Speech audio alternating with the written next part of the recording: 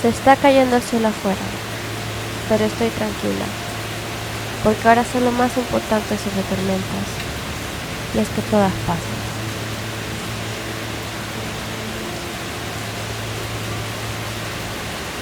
Todos los que me decían que iba a estar bien, les confieso que no les creí.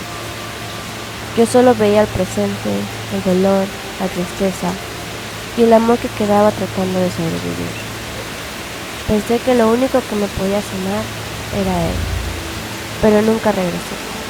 Se alejó tanto que desapareció.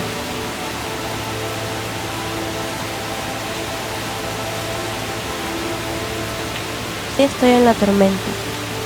El cielo se pone blanco con los relámpagos.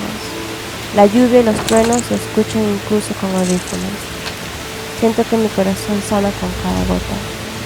Me siento entendida. Así como las nubes que desahogan y dejan salir lo que les pesa, así mismo está mi corazón ahorita, dejando ir todo.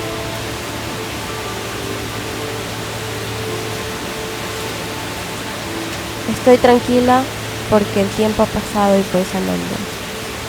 Estoy tranquila porque la tormenta va pasando. Ahora sí lo creo.